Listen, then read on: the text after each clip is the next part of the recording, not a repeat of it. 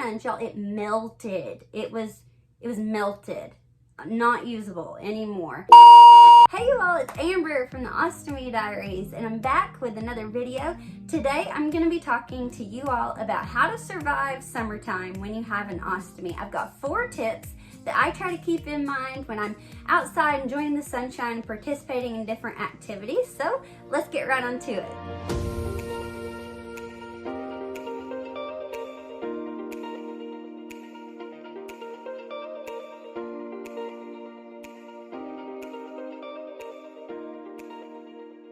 Tip number 1, this is so important to keep in mind if you're an ostomy patient. Stay hydrated. I had a complete colectomy. My entire colon has been removed, so staying hydrated is a struggle for me off and on all year, but especially in the summertime if I'm outside in the heat and I'm sweating a lot, if you're running or you're outside a cookout or whatever the case may be, if you're sweating, you need to constantly be sipping on something to just replenish those nutrients, get some fluids in you and stay hydrated.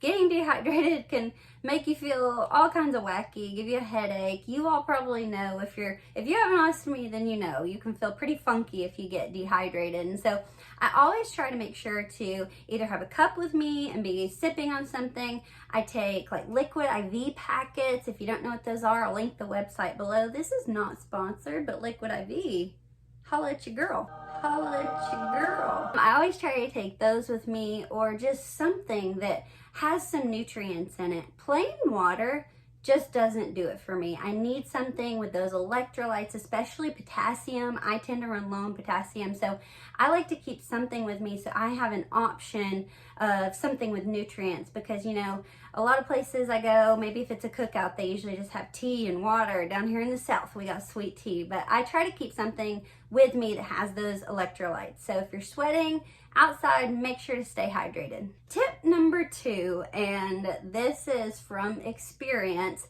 I always recommend keeping an ostomy to-go kit with you. A change of supplies, maybe a change of clothes if you think you might need it, just in case.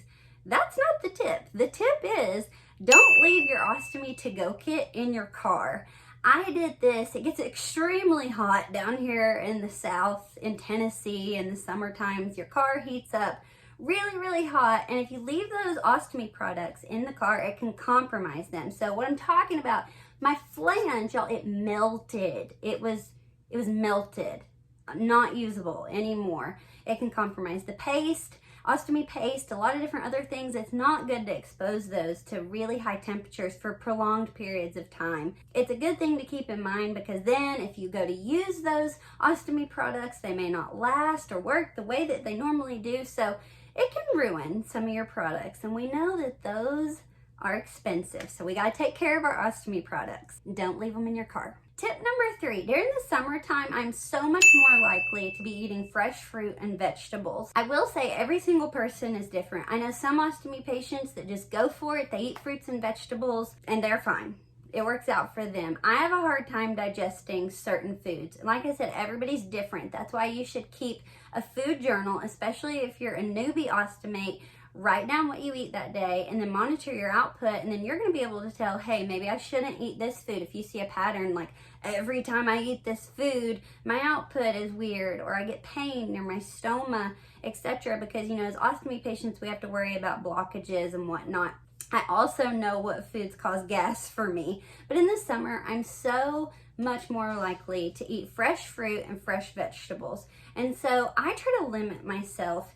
If I'm going to eat something that may be a little bit harder to digest, number 1, I chew it up really, really well. Chew, chew, chew. It's so important to not get in a hurry when you're eating, because you need to really chew that. That's where digestion starts. You start chewing. And so I try to be mindful of that. I also try to drink extra fluids. If I'm eating, I like to eat carrots. If I'm eating carrots, I try to drink extra fluids to help kind of wash that down and make sure that I'm not setting myself up for a blockage. So be mindful of that in the summer. I know there are so many foods that we like to enjoy wherever you may live, what's in season during the summer for you. So I try to make sure I just limit myself. Don't eat those things all day long that are hard to digest. Maybe eat one thing and chew it up really well. Keep an eye on your diet, what you're eating when you're going to cookouts and different activities. My 4th first tip, and it sounds corny, but have fun.